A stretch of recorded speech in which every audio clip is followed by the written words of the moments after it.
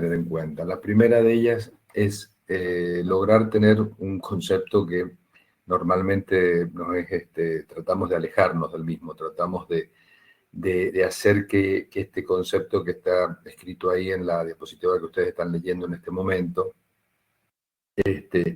tratamos de sacarnos de nuestras mentes más.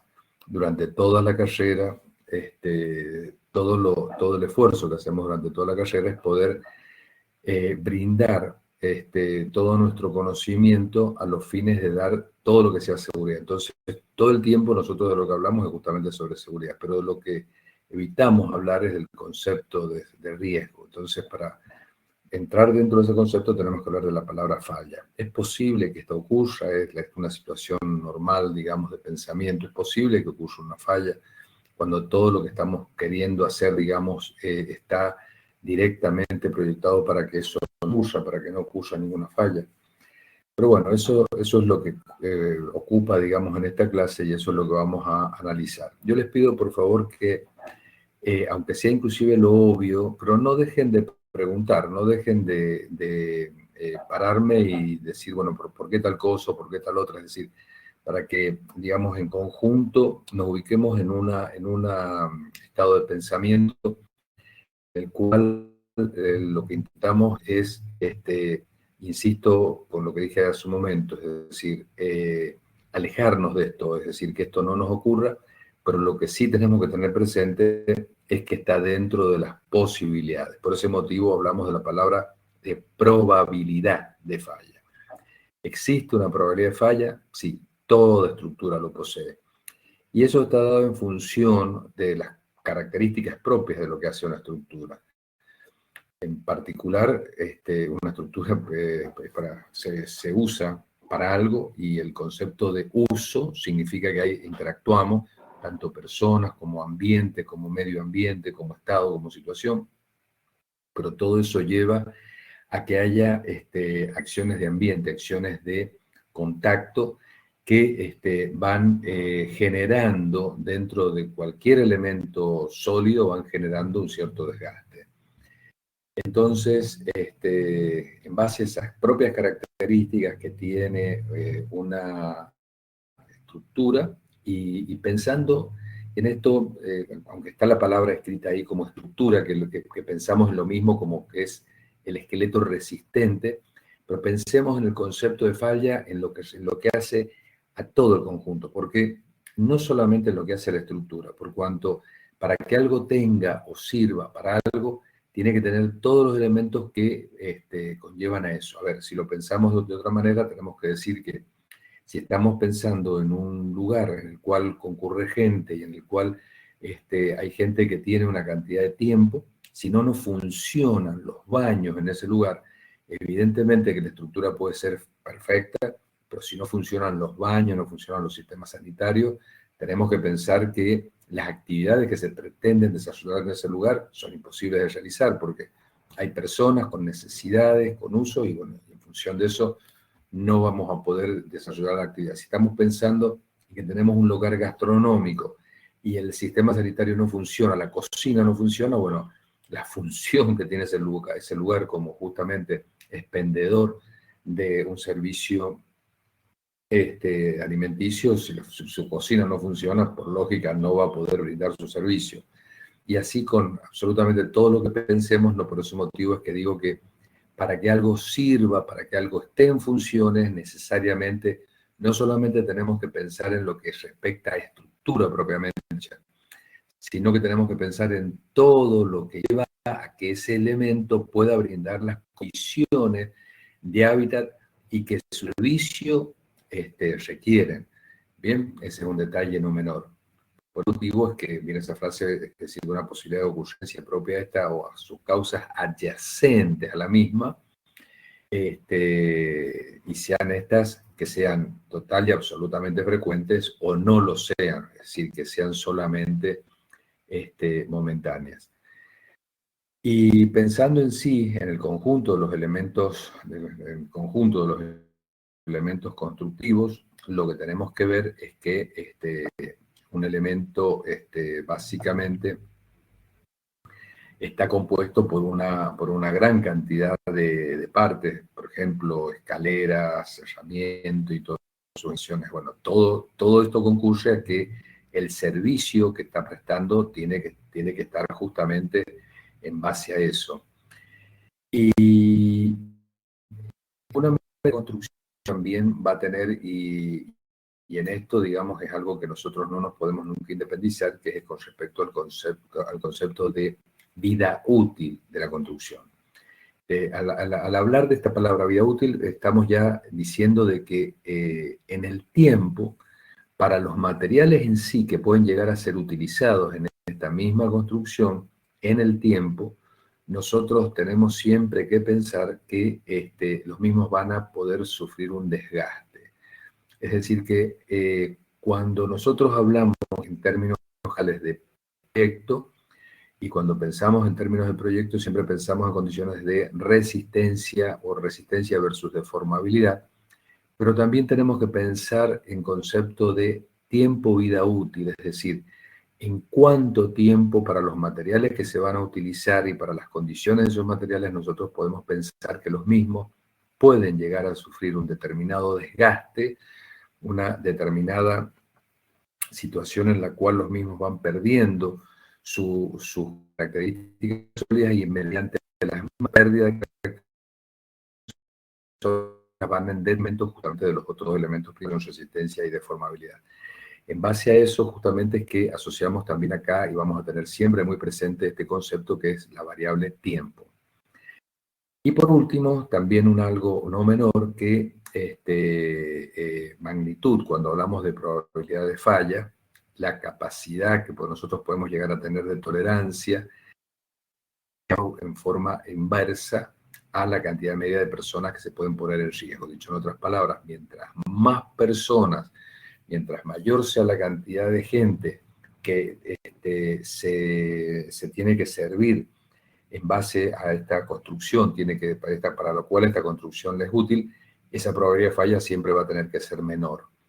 Es decir, que con esto ya estamos pensando, digamos, que hay una probabilidad de falla cuantificable, es decir, que hay una probabilidad de falla que va a poder estar recibiendo un determinado valor, y en base a ese determinado valor tenemos que decir si es posible, no es posible, en base justamente a que hay personas, hay seres humanos y también hay vidas y también hay elementos, bienes que pueden ponerse en riesgo con lo que nosotros estamos realizando. Entonces, en base a eso es que tomamos este estado de pensamiento, es decir, la probabilidad de fallo ocurre. Y en esto siempre tenemos que tener un pensamiento que es no menor, digamos, un pensamiento que está asociado a todo lo que nosotros hacemos.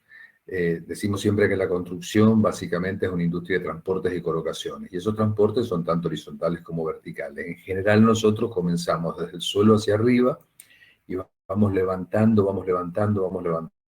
cosas. Ahora, todo lo que nosotros vayamos levantando, siempre tenemos que pensar que por la ley de la pereza natural todo va a buscar, digamos, su mínimo esfuerzo, por lo cual todo lo que nosotros levantemos va a querer volver a su posición de equilibrio, va a querer volver a retornar, va a querer volver a su estado de reposo, por lo tanto, todo lo que se levante quiere volver a bajar nuevamente. Entonces, todo lo que nosotros estamos realizando en levantar siempre va a tener alguna posibilidad de que de una u otra forma quiera volver a su estado de reposo. Y no menor también pensar que los materiales en general, en su conjunto, todos los materiales siempre vuelven o quieren volver a su estado de inicio. Si pensamos en el acero, ¿qué es lo que en el mismo se produce? Óxido. ¿Qué es lo que lo convierte en óxido de hierro? ¿De dónde salió el acero? Justamente sale justamente del óxido de hierro, es decir, que a partir del óxido de hierro nosotros, reduciendo todo su oxígeno, nosotros logramos obtener hierro y con ello las combinaciones y por supuesto las combinaciones hierro-carbono, lo que nos llevan al acero. Pero posteriormente, en su vida útil, en su vida de servicio y bajo determinadas condiciones, los elementos, así como mencionar el acero, podemos mencionar el cemento, podemos mencionar absolutamente cualquier otro material, pero todos van a tener esa condición de querer volver a su estado primitivo. Y eso es lo que hace, digamos, justamente que lleve a un detrimento de todos los elementos que nosotros vamos utilizando. La palabra que nosotros utilizamos es una palabra falla y como dijimos anteriormente es algo que no lo queremos. Por ese motivo es que tenemos que mencionar el concepto de acción no deseada, es decir, que no es algo con lo cual nosotros generamos las evaluaciones para decir, bueno, cuán lejos, cuán cerca vamos a estar. Si no simple y sencillamente decimos, esto no es lo que espero, es algo que sucede y la situación lleva por lógica a lo que es una pérdida. Y esa pérdida es base justamente de la función para la cual eso se ha proyectado. Es decir, que la palabra falla está asociada a la palabra pérdida y la palabra pérdida está dada justamente en base a mayor desgaste y en base a eso vamos a tener que no va a poder dar la función, no va a poder dar las propiedades para la cual nosotros lo hemos proyectado. Esta por lógica siempre puede llegar a ser parcial o total, es decir, que no necesariamente significa que sea total. Lo hecho de que nosotros tenemos que tener, por lo menos, hacer el análisis de esa posibilidad. Y las consecuencias de la misma, por lógica, estar directamente en la función siempre. Mientras mayor sea digamos, el uso, nosotros vamos a estar, digamos, con mayores inconvenientes de que esta se produzca. Dicho en otras palabras, a mayor requerimiento de lo que uno pretende, para lo cual uno pretende una determinada construcción, mientras mayor su requerimiento, por más pequeña que sea, nos puede llevar a mayores inconvenientes. Y en base a esto, bueno, son los ejemplos que están identificados acá en la diapositiva. Centrales eléctricas, hospitales, plantas de servicios urbanos, gas, etcétera, etcétera. Es decir, puede ser algo que inhabilite solamente a muy pequeña cantidad de gente, pero puede ser algo que inhabilite a muchísima gente, inclusive enteramente a una sociedad.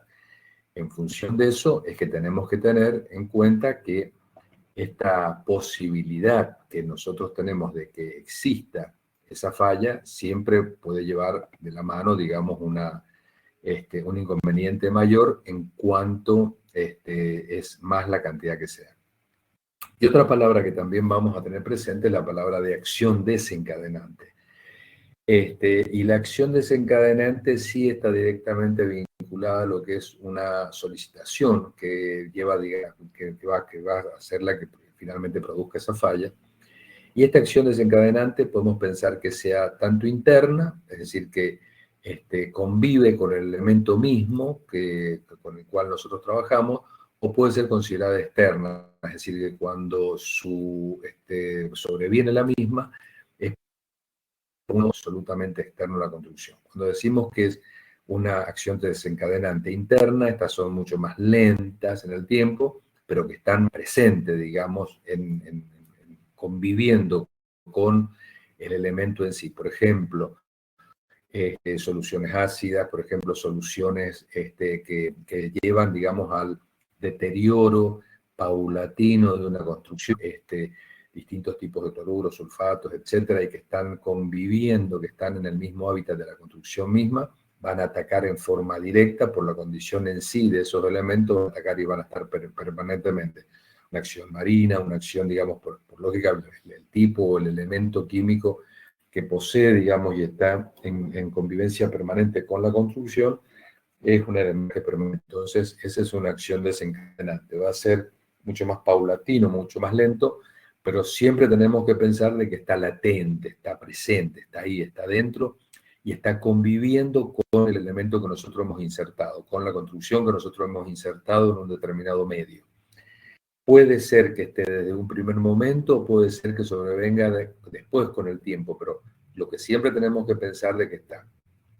Inclusive, dentro de esta acción desencadenante podemos pensar que existen cargas, que son las cargas no evaluadas, las cargas no consideradas, pero que en sí pasan a ser de tipo permanentes y que como cargas de tipo permanente o inclusive cargas de tipo accidentales, pero que conviven, que están en contacto con la construcción, son de tipo interno. Y las que son absolutamente externas y que son muy difíciles de proveer, y es cuando nosotros tenemos esa manifestación de las mismas, puede ser tanto frecuente como no frecuente, pero que sí alcanza ciertas y determinadas magnitudes, como pueden ser el viento, el sismo, también la nieve, también la temperatura o volúmenes de agua, de todo esto que es externo, o las que sí son cargas accidentales. Por eso, dentro de las internas serían las permanentes o las que no han sido consideradas, pero que están y son permanentes, y dentro de las externas, en lo que respecta a cargas propiamente,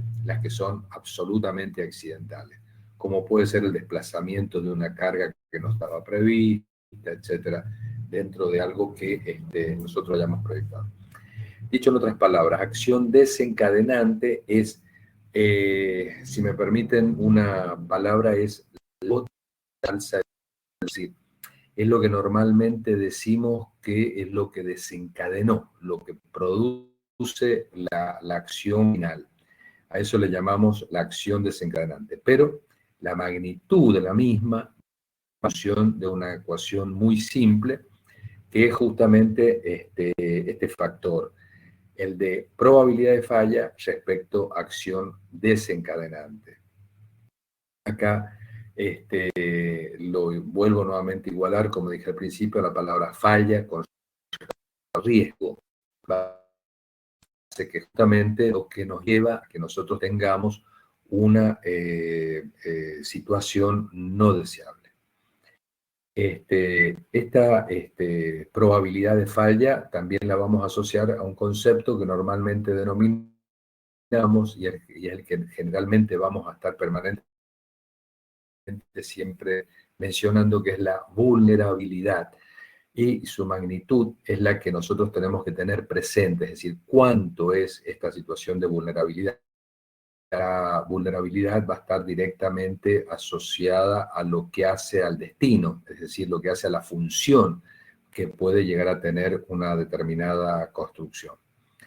Y esta acción desencadenante, que es toda vez que no es permanente, sino que puede sobrevenir en un momento, y en un momento en el cual nosotros ni siquiera podemos llegar a predecir en qué momento o en qué tiempo respecto a la edad de la construcción la misma va a sobrevenir. Y entonces podemos llegar a pensar también de que esta ecuación en la cual nosotros hacemos mención como probabilidad de falla y acción desencadenante, esta probabilidad de falla puede llegar a ser variable en el tiempo, y esta acción desencadenante puede ser de una magnitud que nosotros no conocemos, pero que sí podemos seguramente tener presente como un valor dado por normas, es decir, un valor en el cual nosotros tomamos en cuenta en función de poder cumplir o satisfacer, digamos, algunos reglamentos. En base a esto, entonces, también es que nosotros para alguna de estas consideraciones vamos a tener que tener siempre en cuenta, en base justamente al lugar a donde se implanta la construcción, el conocimiento que existe acabadamente de cuáles son las posibilidades de que estas acciones desencadenantes de las cuales estamos haciendo mención puedan tener lugar. En base a esto es que justamente es que decimos que en la medida de que la probabilidad de falla tiene un valor en magnitud mayor, entonces la acción desencadenante de la cual estamos hablando, por más pequeña que sea, va a llevar, digamos, como consecuencia a que sobrevenga una palabra que no la queremos tener en cuenta, que es la palabra falla. Mientras menor sea la probabilidad de falla, por lógica, la acción desencadenante mayor va a tener que ser para que tengamos la misma situación de que suceda esta situación de falla que a la cual estamos haciendo mención. ¿Se entiende este concepto? Un concepto simple, es decir, vulnerabilidad más grande, vulnerabilidades inferiores necesitan acciones desencadenantes más grandes. pero siempre en base también a un concepto que es no menor, que la probabilidad de falla puede ser variable en el tiempo. Es decir, no necesariamente puede llegar a ser constante en base justamente a que el tiempo lleva a que esa acción se magnifique, sea mayor. ¿Se entiende el concepto? ¿Se entiende el concepto de riesgo? A ver, Sí, profe. ¿queda claro?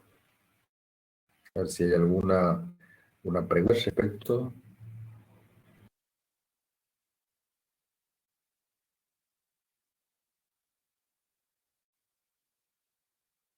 ¿Alguien, alguna pregunta que surja?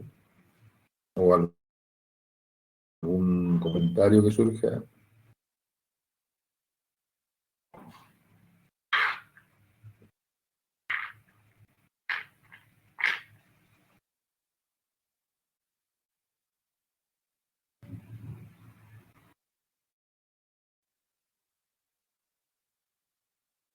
Bien.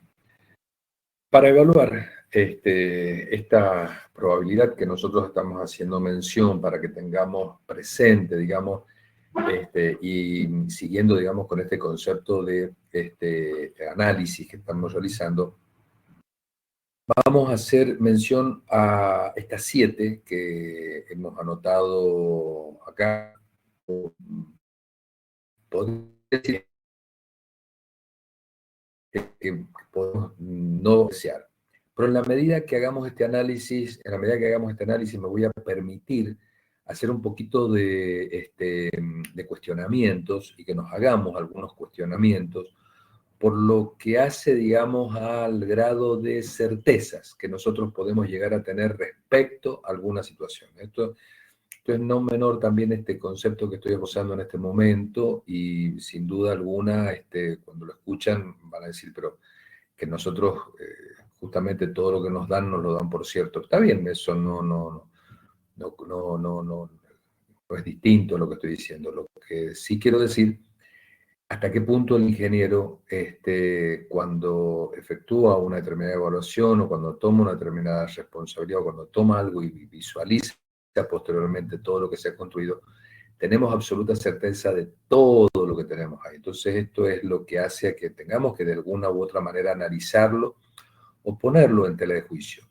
Y acá también me voy a permitir decir algo que es importante. Nosotros siempre hacemos la vista o hacemos la observación sobre elementos que son absolutamente nuevos, es decir, sobre lo que estamos construyendo, lo que todavía ni siquiera está construido y está en proyecto, pero en base a algo que nosotros estamos iniciando. Y acá quiero señalar también algo no menor, que nosotros convivimos con una gran cantidad de construcciones en las cuales nosotros tenemos que tener o hacer ciertas y determinadas intervenciones, como por ejemplo pueden llegar a ser los cambios de funciones de las construcciones, y en base a esos cambios de funciones tenemos que realizar modificaciones, ampliaciones, refuncionalizaciones, etcétera, pero en el cual estamos frente a un sólido que nosotros en alguna medida lo evaluamos, tenemos ciertos determinados elementos para decir esto sirve o no sirve, pero que tenemos que hacer un análisis en sí de las posibilidades que tiene, de las probabilidades que tiene de que eso resista o no resista. En base a eso, entonces, nos ponemos enfrente de la construcción en todo su universo, es decir, las construcciones en general, no solamente las que son nuevas, absolutamente, que no han prestado ningún tipo de servicio, sino incluso las que ya están en servicio y tienen que sufrir algún cambio de destino, tienen que sufrir algún cambio de recuperación. Y esto es no menor lo que estoy diciendo, porque ustedes pueden llegar a visualizar, inclusive en una ciudad como la nuestra, una ciudad relativamente chica, una ciudad relativamente que no es una de las ciudades más grandes del país, pero que sin embargo ustedes pueden observar y hay una gran cantidad de edificaciones, algunas de gran magnitud, completamente vacías, completamente que han perdido ya el servicio original y están a la espera de que vuelva un nuevo servicio, y cada tanto ustedes pueden llegar hasta inclusive escuchar diversas opiniones en algunos casos sobre algunos servicios que se pueden llegar a implantar en algunos de esos edificios. Y así, bueno, es no menor visualizar en un edificio como el Centro Cívico, que está frente a tribunales, que ha tenido muchísimo uso, y un edificio en el cual se pretenden introducirle modificaciones, cambios, etcétera, etcétera. Edificio como el que está frente a la catedral, porque hay arriba, que ha tenido, son varios pisos, y ha tenido, en donde antiguamente estuvo Desarrollo Humano, pues también estuvo el IPB, han habido una gran cantidad de reparticiones de edificios, el edificio Correo, en fin, hay una gran cantidad de edificios, algunos de mayor magnitud, otros de menor magnitud, pero que por lógica van cambiando y se van modificando su destino. En la misma universidad, en la misma facultad, van viendo lugares que son cambios, en el cual se van produciendo cambios y se van realizando permanentemente modificaciones, y ya son construcciones con algún determinado tiempo, es decir, que hay un cierto dinamismo en el cambio, pero lo que siempre tenemos que pensar es que esa estructura, ese esqueleto, ese conjunto que brinda una determinada función, sirva con seguridad. Entonces, de lo que estamos hablando es justamente la probabilidad que nosotros esperamos que no ocurra, pero que lamentablemente cuando ocurre lleva, digamos, a una magnitud. Entonces, como tal, como ingenieros, nosotros también tenemos que hacer este tipo de análisis ante el cual estamos delante. Es decir, la probabilidad existe, la probabilidad existe. Entonces, bueno, vamos a hacer un pequeño análisis, grado de certeza respecto a de elementos que forman parte, digamos, de las acciones necesarias para que eso esté en pie. Es decir, para que un sólido que tiene, digamos, las características de construcción para una determinada función esté en pie. Así entonces mencionamos a las acciones y como tal todas las cargas, los materiales que lo conforman, por lógica, eso, digamos, el suelo de fundación en el cual se sustenta el proyecto de construcción. El factor, la situación general es todo lo que pasa en la sociedad, que lleva, digamos, a que ese elemento esté funcionando, y el uso que ese bien tiene, que esa edificación tiene.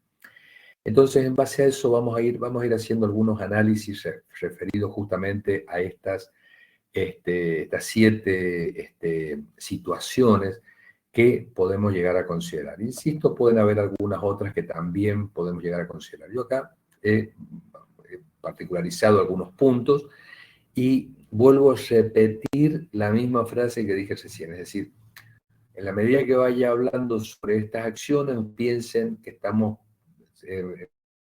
base, digamos, siempre a este concepto, es decir, cuál es la certeza que nosotros tenemos respecto a esto.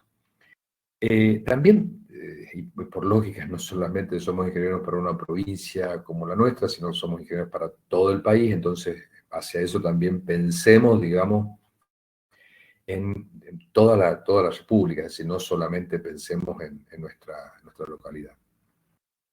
Comenzamos hablando del conocimiento del reglamento. ¿Por qué motivo digo conocimiento del reglamento? Y esto es en base, digamos, a algo que, por lógica,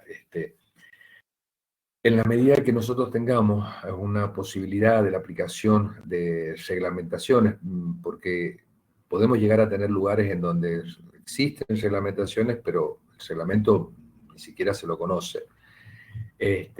Y el reglamento tiene una cierta dinámica, y la dinámica en el conocimiento de ese reglamento, la dinámica en la elaboración de esos reglamentos está dando también una cierta dinámica en base al conocimiento de las posibles cargas que nosotros podemos llegar a tener. Y en base a esto llega a ser justamente algo muy importante, por cuanto alguna de las situaciones que el reglamento nos pone por delante es a cuáles son los estados de carga mínimos que nosotros tenemos que llegar a considerar que son posibles de sucederse. Entonces, por ese motivo es que ponemos primero por dentro en base a que si nosotros estamos haciendo una evaluación, tenemos que ver si esas evaluaciones han sido o no han sido tomadas en cuenta en base a una determinada reglamentación. Porque digo esto también, que la reglamentación es algo que norma, es algo que uniforma, y entonces hace que tengamos un idioma que nos lleva, digamos, a tener algunos límites. Es decir, este es un mínimo y este es un máximo. Sin reglamento, nosotros podemos llegar a tener solamente algunas consideraciones que son de tipo personales, que son de tipo de apreciaciones, hasta inclusive, en algunos casos, de tipo opinables, ¿bien? Pero cuando hablamos de la palabra reglamento, hablamos de que tenemos un idioma común entre todos, que es lo que nos lleva, digamos, a que podamos decir, bien, acá aplico el reglamento, entonces acá estamos diciendo de que un mínimo y un máximo. Pero, por ejemplo, si nosotros hablamos de un valor de sobrecarga de un reglamento, nosotros podemos llegar a pensar, bueno, un dormitorio en altura, ¿qué carga nosotros tenemos que pensar? Serán 1 kilonewton, 2 kilonewton, 3 kilonewton.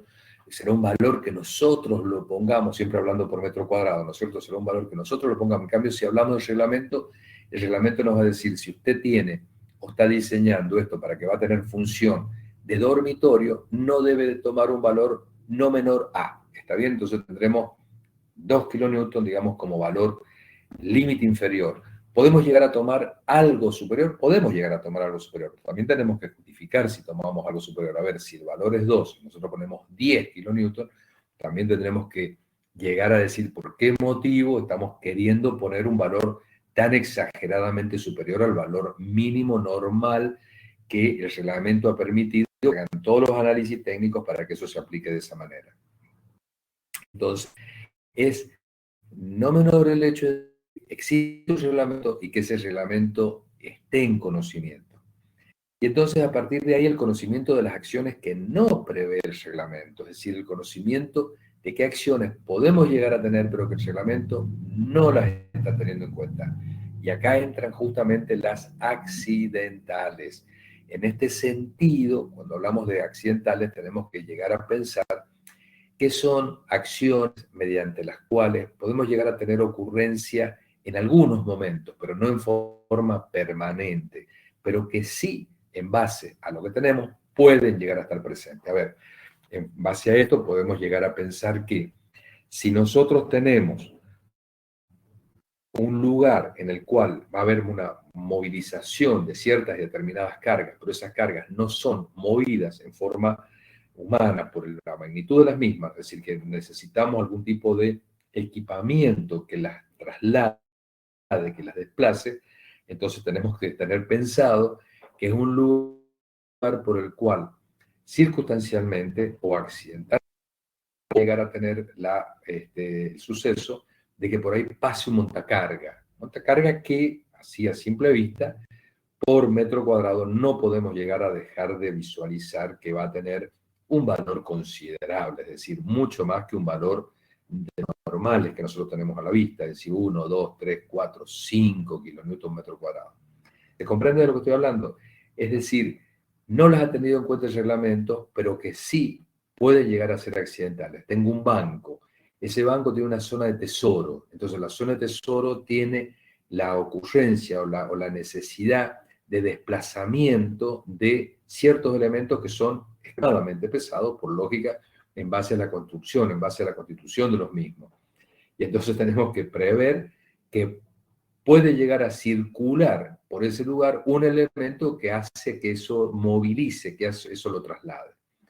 En base a esto también tenemos que pensar, digamos, respecto a las accidentales, que en base a esas accidentales, porque es lo primero que nos surge, es decir, bueno, pero nosotros no podemos tener absolutamente presente todo lo que pueda llegar a suceder, ¿no? No por lógica que no.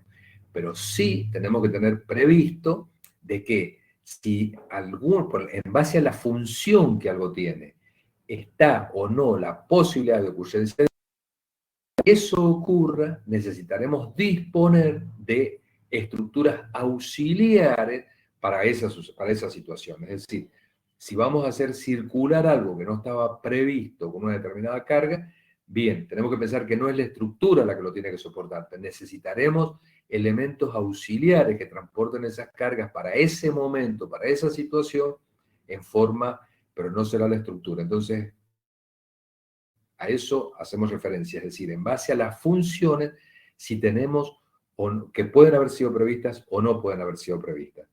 Y acá, el tercer lugar, viene justamente el concepto de cambio de destino y uso de una construcción. Este es uno de los mayores inconvenientes con los cuales nosotros topamos cuando hablamos de las acciones. Es decir, si vamos a tener un cambio de destino, las acciones que han sido previstas, si están o no han estado contempladas.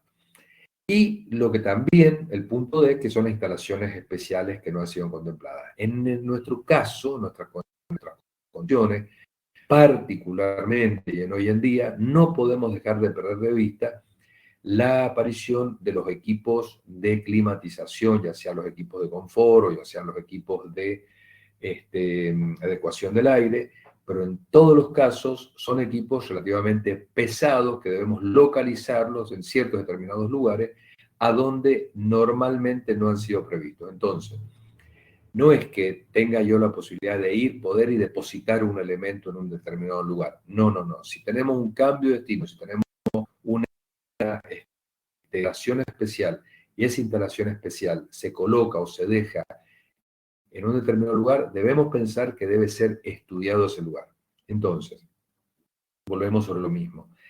Cuando hablamos de las acciones, estamos queriendo pensar que no siempre cuando se hace un cambio de destino, no siempre cuando se hace una modificación, no siempre cuando se toman decisiones en lo que respecta a la actividad dentro de una construcción, está presente ese análisis. Y por lo tanto, se toman decisiones y se cambian ciertas determinadas cosas, lugar y nosotros tenemos que pensar que lo que está cambiando son las acciones. Posteriormente, cuando nosotros vamos a hacer el análisis de esa construcción y nosotros visualizamos que se han producido esos cambios, lo primero que tenemos que ver es si han sido o no consideradas las nuevas acciones. Entonces, pasa a ser un concepto de vulnerabilidad en el hecho en sí del dinamismo que tiene una construcción y de las diversas situaciones en las cuales nosotros producimos una determinada modificación. Entonces, lo primero que tenemos que pensar es esto. Cuando nosotros comenzamos cualquiera de los estudios de estructuras que ustedes han llevado a cabo, lo primero que comienzan a hacer en absolutamente todos los casos, es análisis de carga. Ahora bien, la pregunta es, ¿esos análisis de carga van a ser durante absolutamente toda la vida de la construcción o no van a ser durante toda la vida de la construcción? Entonces, lo primero que tenemos que ver cuando hablamos de las acciones, lo que tenemos que tener previsto es que hay consideradas acciones, pero que esas acciones pueden haber sido variables en el tiempo. ¿Bien? Y entonces, en base al estudio, al análisis de esa variabilidad de esas acciones, lo que tenemos que ver es si generan o no probabilidad de falla, si generan o no aumento en la vulnerabilidad de una estructura. Bien, entonces, ese análisis de carga inicial con el cual nosotros hemos iniciado la construcción, es lo que nosotros en el tiempo, ustedes lo tenemos que llevar presente a ver cuándo lo aplicamos. Y por otro lado, ver si ese análisis de carga que ha sido previsto responde o no responde a un determinado reglamento. Es decir, que ese análisis de carga que ustedes tienen a su vista, en el caso de que sea una construcción, tiene o no correspondencia con lo que respecta a una acción de tipo reglamentario, es decir, una acción de tipo que es uniforme. A partir de ahí pasemos y visualicemos a los materiales también. Y pasa exactamente lo mismo. Lo primero que tenemos que ver es si existe o no existe, si se lo conoce o no se lo conoce a lo que hace la aplicación de un reglamento. En segundo lugar, los ensayos realizados. El concepto de ensayo realizado es algo que no podemos perder de vista porque la palabra ensayo va directamente vinculado a la palabra conocer. Es decir, yo puedo decir, voy a colocar tal cosa. Ahora, eso no significa que yo finalmente, después que la haya colocado, yo sepa lo que he colocado, ¿bien? Entonces, tengo que pensar si hay o no hay ensayos que han permitido que eso se conozca. En base a los ensayos realizados, pero en esto, en alguna medida, tenemos que hablar de prueba manifiesta, es decir, de que sea una evidencia y sea absolutamente objetiva esa evidencia y no sea subjetiva, sino que sea una evidencia que nosotros tenemos y es perfectamente verificable. Entonces nosotros podemos tener mayor certeza de conocimiento o no. Y a partir de ahí también viene de la mano la disponibilidad en la zona de laboratorios. ¿Por qué digo esto? Porque si en la zona en donde estamos trabajando no existe laboratorio y los laboratorios tienen que, y esto es algo no menor, es decir, no es que haya laboratorios disponibles en todos lados para poder hacer ensayo de materiales y poder conocer los materiales. Entonces, en base a eso, cuando hablo de conocer, estoy hablando siempre de conocer el material del cual está construido la estructura que yo estoy analizando, ¿bien? Es decir, no es que estoy hablando de ensayos de tipo teóricos o ensayos de tipo experimentales. No, estamos hablando de ensayos de tipo tecnológicos, ensayos de conocimiento de la construcción de la cual nosotros hablamos. Y entonces, si existen o no en la zona laboratorios para que esos ensayos hayan podido ocurrir. Y en base a esto, nosotros siempre tenemos que pensar también, y no podemos dejar de perder de vista también en esto, el tipo de laboratorio con el cual se están efectuando esos ensayos. Esto es un tema que podríamos hablar en otra oportunidad, pero que siempre tenemos que ponerle media vista también al tipo de laboratorio que tenemos. A partir de ahí, las aplicaciones del material, es decir, tenemos conocimiento que este material ha sido y tenemos conocimiento sobre si anteriormente se ha aplicado este material con los mismos fines y qué conocimiento tenemos nosotros de este material. La responsabilidad zonal en la provisión de materiales, esto es una situación en la cual no podemos perder de vista también que existe en las provisiones algún tipo de garantías y hay en algunas provisiones absolutamente tipo de garantía. Y por lógica, la disponibilidad o no de almacenes para resguardo. Y esto también significa que el material que haya Profe, sido utilizado, si tiene o no haya tenido, ahí vamos, Juan, si haya tenido posibilidades que haya tenido algún tipo de alteración. Sí, adelante, Juan. Adelante, sí, adelante. sí, no me quedó claro la parte de responsabilidad zonal, o sea, del concepto. Hola, El ¿se escucha? concepto anterior, sí, sí, sí, perfectamente. Sí, el de Lo la voy parte. a responsabilidad zonal en la provisión de materiales. Sí, sí, totalmente.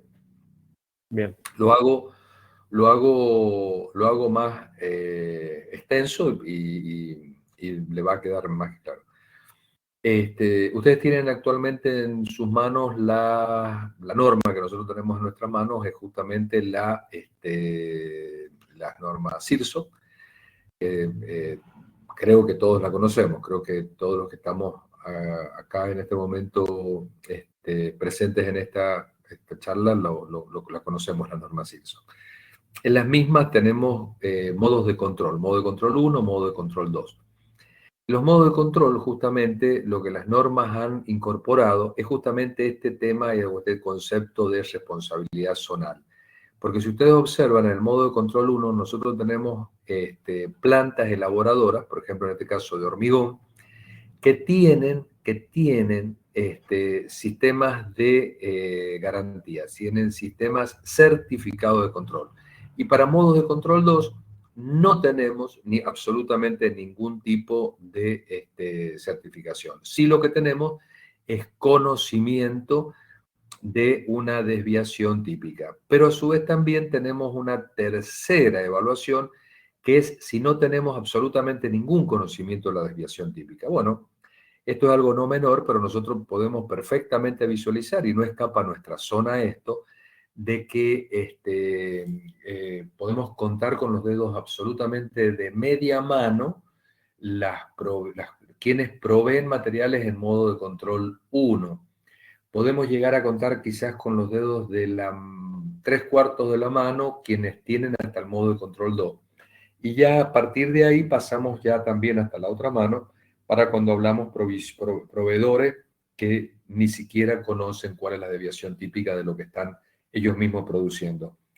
Y ahora esto que hace el material que nosotros disponemos y nosotros entregamos, ya lo hago inextenso, algo que normalmente, y me lo han escuchado particularmente a mí hablar más de una vez, qué es lo que pasa con un material cerámico por un lado, qué es lo que pasa con una vigueta por otro lado, qué es lo que pasa con todo, es decir, hasta inclusive en algunos casos la visión del agua cuando nos movemos un poquito más y nos vamos a zonas más alejadas. Dicho en otras palabras, responsabilidad zonal es en la medida de generar, dadas las condiciones de comercialización del lugar, ciertas y determinadas garantías en lo que respecta a la provisión de materiales. Y en esto lo hago inextenso, por cuanto nosotros a veces salimos, traspasamos nuestra frontera y vamos y estamos en determinados lugares trabajando y ustedes van a tener la capacidad de recepcionar materiales, de ver los proveedores de materiales. Por supuesto, absolutamente todo el mundo dice esto es lo mejor, pero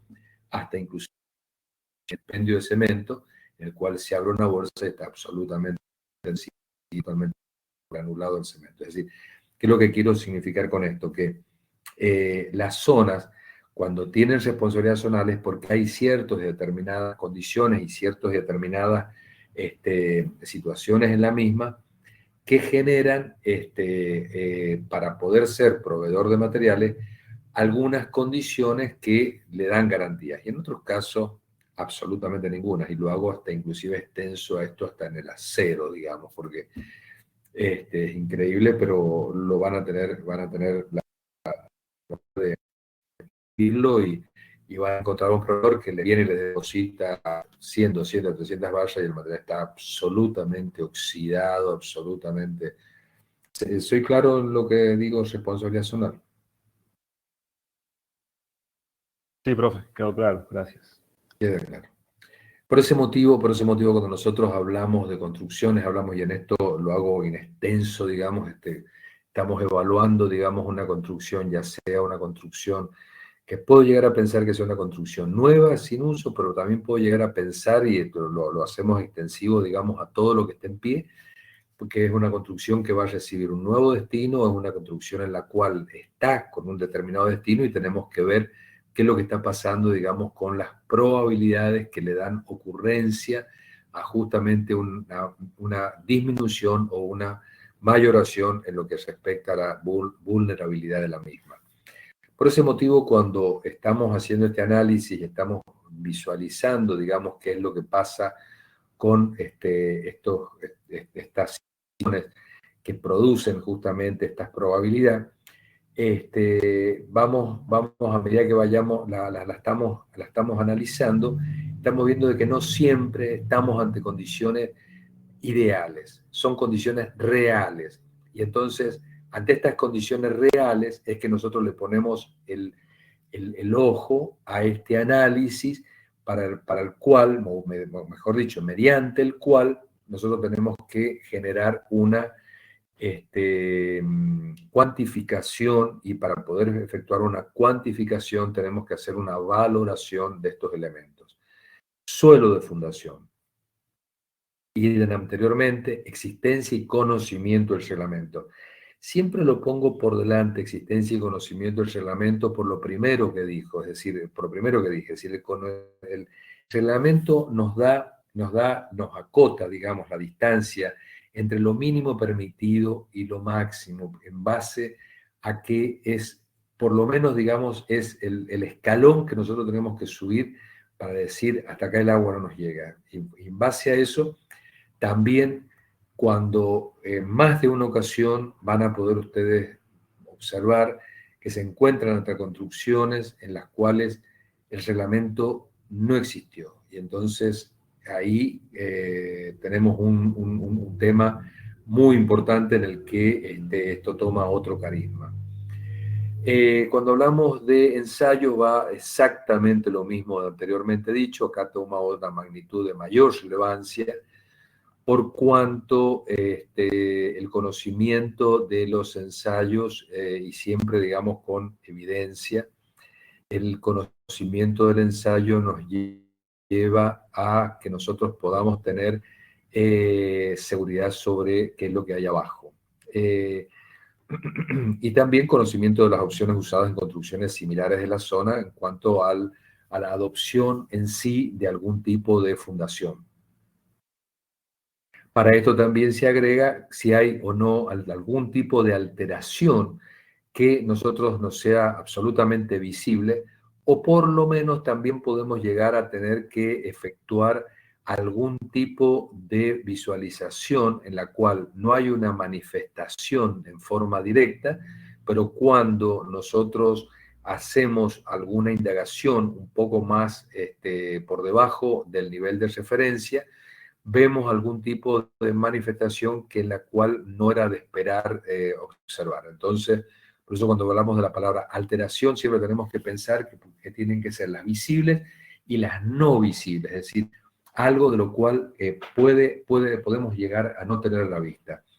Inclusive con esto debemos siempre observar que hay que no dejar de perder de vista siempre, que es la posibilidad que tenemos de poder observar en el tiempo qué es lo que está pasando por debajo del nivel de fundación. Es decir, si hay algún tipo de desconocimiento, si está la posibilidad o no de llegar por debajo del suelo de fundación. Digo esto porque en algunos casos nos encontramos que debajo del suelo, para poder llegar por debajo del suelo, nos encontramos con plateas absolutamente que nos es muy difícil, digamos, si las perforamos ya directamente, rompemos el lugar, y entonces poder efectuar un análisis, poder efectuar una visualización por debajo de las mismas, nos lleva a utilizar algún tipo de metodología funcional,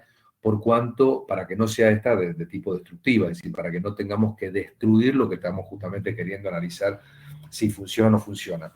Pero esta es una situación no menor cuando generamos una expectativa de funcionamiento, por ejemplo, de una platea, y nos encontramos, por ejemplo, con una manifestación externa de sonido, simplemente de que bajo la misma está hueco. ¿Bien? Entonces tenemos una fundación que está realizada en base a un contacto material-suelo, que en realidad no existe, porque externamente nosotros, por una manifestación muy simple, que es nada más de enviar un sonido, visualizamos que ese sonido tiene un valor de retumbe, por lo tanto tiene una caja hueca por debajo. Es decir, que lo que estamos pensando que hay un suelo de contacto estructura no existe. ¿Se entiende de lo que estoy hablando, no es cierto? Entonces, esto lleva a que pensemos siempre que tenemos que cuando hablamos de suelo de fundación, tengamos siempre pensar que hay una interacción suelo-estructura. Y si esa interacción suelo-estructura es o no es real, es decir, esa interacción suelo-estructura está o no está presente. Esa alteración no siempre es posible verla, entonces tenemos que hacer algún tipo, en algunos casos, de examen que no es en forma directa, sino que a veces son de tipo indirecto. Y por lógica, si hay modificaciones a introducir, y si esas modificaciones a introducir tienen o no tienen controles. Es decir, que absolutamente todo lo que ha pasado durante la marcha de esa construcción ha sido controlado o no ha sido controlado.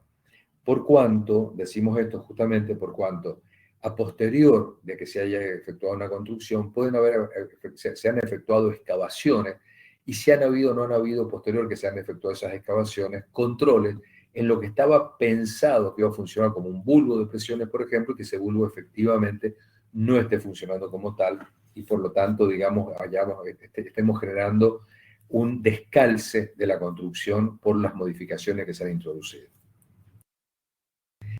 Les pido por favor que ustedes efectúen todas las preguntas, que todo lo que yo voy diciendo, y si hay algo que no se entiende, o si hay algo inclusive de lo que no están de acuerdo, que lo manifiesten, que lo digan, ningún problema, lo vamos hablando, pero les pido por favor que lo hagan. Yo paro 2 minutitos para cebarme un mate y vuelvo nuevamente con la clase. Medio minuto de paréntesis. Ustedes escriban por favor en el chat para que a la vuelta los estemos contestando. 2 minutos de receso.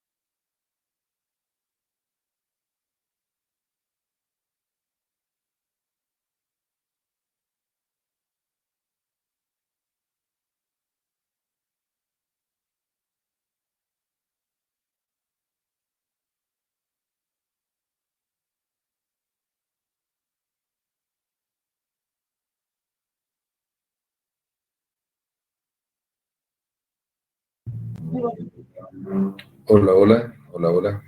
¿Se escucha? ¿Se escucha? Hola, hola.